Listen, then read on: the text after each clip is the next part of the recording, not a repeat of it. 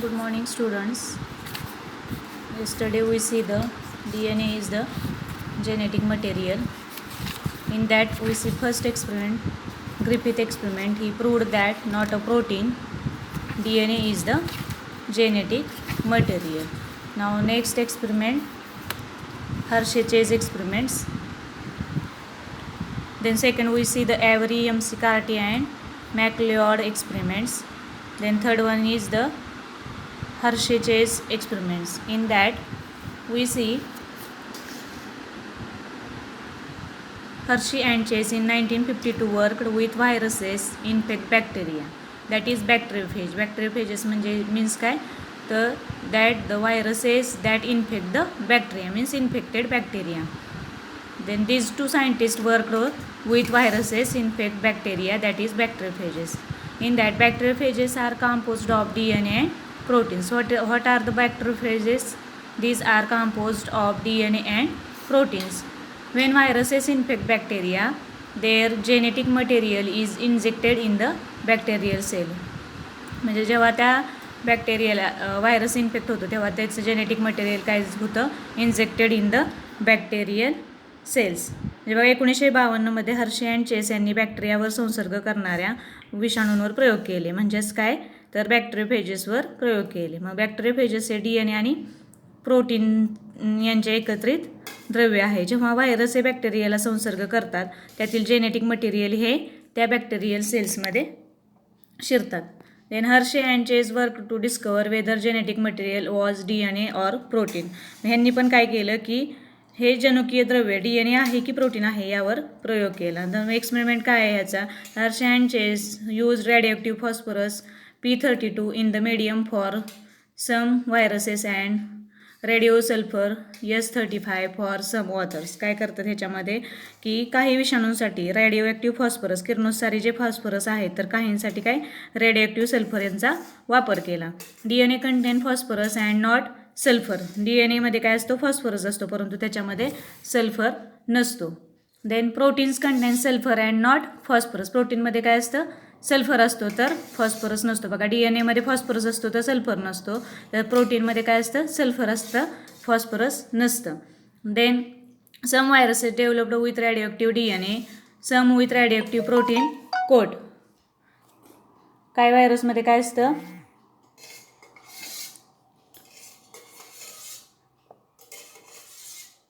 काही व्हायरसेस हे radioactive DNA युक्त आहेत तर काही काय रेडिओएक्टिव्ह प्रोटीन युक्त आहेत. तर मग दोन्ही प्रकारचे जे किरणोत्सारी विषाणू आहे सर्शिया कोलाय बॅक्टेरियामध्ये संक्रमित करण्यात आले. मग नंतर काय होतं की as the infection needed proceeded viral coats removed with the help of centrifuge.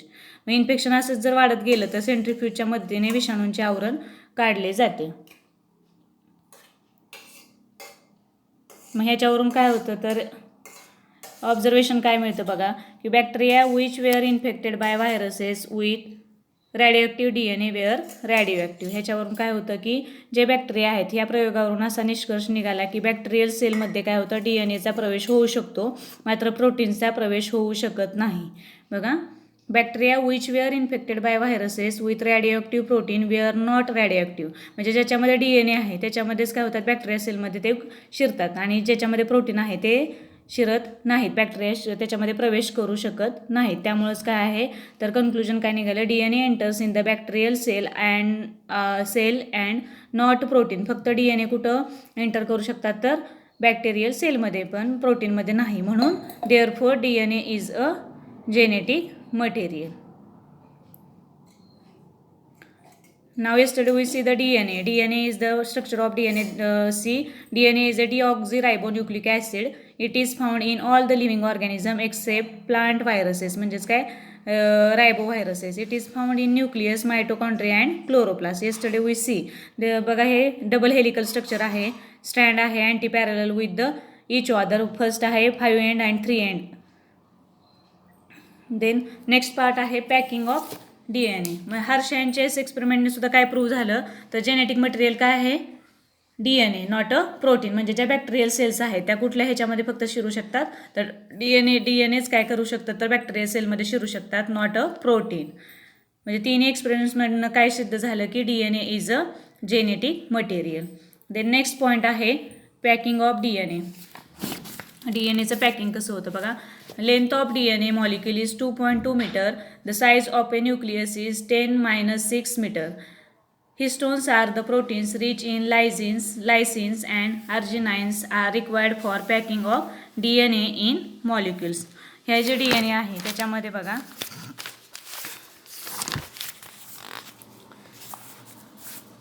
सर्वसाधारणपणे कशामध्ये आढळतात हे मॅमल्समध्ये. DNAच्या मॉलिक्युलची लांबी किती असते 2.2 मीटर इतकी असते आणि न्यूक्लियस केंद्रकाचा आकार कसा असतो साधारणपणे 10⁻6 metre.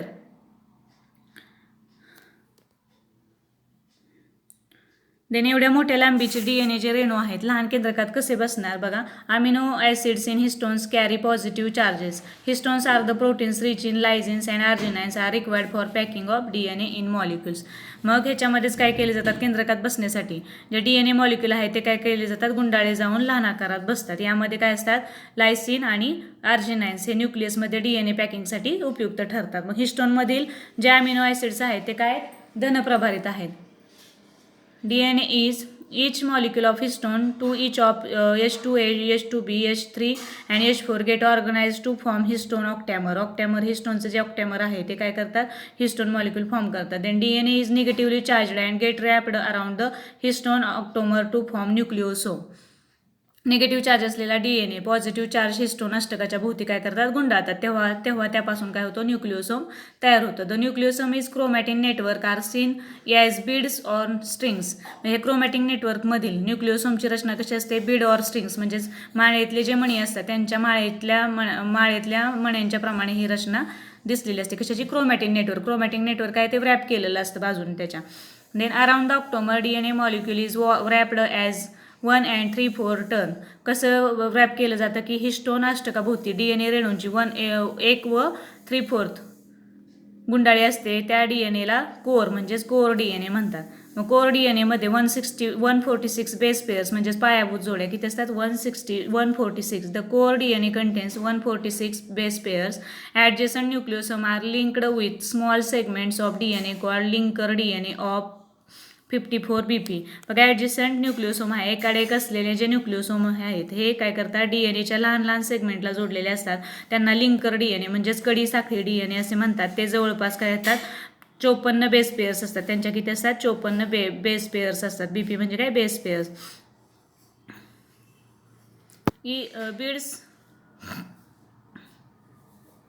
Beads on string structure get condensed into nucleosome fiber. It is 10 nanometre 100 angstrom in diameter. बघा ह्याच्यामधल्या ज्या आहेत बीड्स ऑन स्ट्रिंग स्ट्रक्चर हे नंतर काय होतात न्यूक्लिओसोम फायबरमध्ये रूपांतरित होतात आणि त्याचा डायमीटर कसं असतो 10 नॅनोमीटर इतका असतो. प्रत्येक न्यूक्लिओसोममध्ये 200 बेस पेअर्स असतात. Each nucleosome has 200 base pairs. contain 200 base pairs. Nucleosome fibre coils and form solenoid fibre 30 nanometre म्हणजेच काय 300 angstrom. न्यूक्लिओसोमचे धागे एकमेकांवर गुंडाळून सोलेनॉइड फायबर म्हणजेच काय त्याचे धागे तयार होतात. ते किती आकाराचे असतात तर 30 नॅनोमीटर आकाराचे तयार होतात. Then During prophase of cell division, solenoid fiber further coil and form chromatin fiber 200 nanometre. Cell डिव्हिजनच्या प्रोफेजच्या दरम्यान सोलेनॉइड फायबर्स पुन्हा गुंडाळले जातात आणि त्यापासून क्रोमॅटिन फायबर तयार होतात. ह्याच्यापासून बघा सेल डिव्हिजनमध्ये काय होतं during prophase of cell division solenoid fibre further coil and form chromatin fibre. ते किती असतात 200 नॅनोमीटर. मग at metaphase it is further coil to form chromatid. नंतर मेटाफेजमध्ये काय होतं तर ते परत कॉइल्ड होऊन किती होतात क्रोमॅटिड 700 नॅनोमीटर आकाराचे क्रोमॅटिड तयार होतात. मेटाफेजमध्ये क्रोमोझोम ह्याच्या 2 क्रोमॅटिड बरोबर सेंट्रोमियरने जोडले जातात. बघा at metaphase each chromosome with 2 chromatids joined by सेंट्रोमियरनं जोडलेले जातात.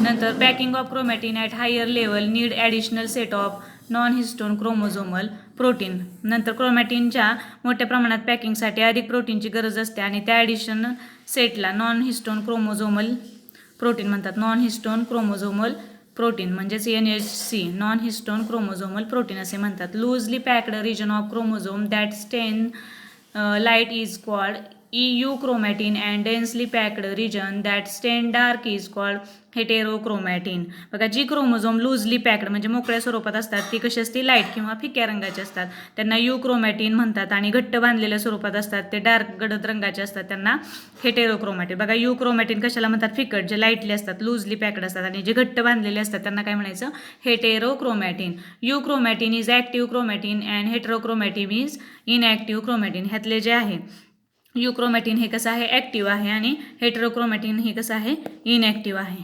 तर असा बघा हे न्यूक्लियोसोमचं स्ट्रक्चर बघा, H2B H2A हे कसे बीड्सच्या स्वरूपात एकमेकांशी गुंडाळले जातात, सेंट्रोमेअर आणि सेंट्रोस ह्याच्यापासून. क्रोमोझोम्स हे काय करतात, मोकळ्या स्वरूपात बांधलेले असतात. हेटेरोक्रोमॅटिन आणि युक्रोमॅटिन कसे असतात, लूज असतात आणि फिक्या रंगाचे असतात. तर हेटेरोक्रोमॅटिन कसे असतात, गडद रंगाचे असतात. हे काय आहे, packing of DNA. In that lecture we see next part in another lecture. Thank you.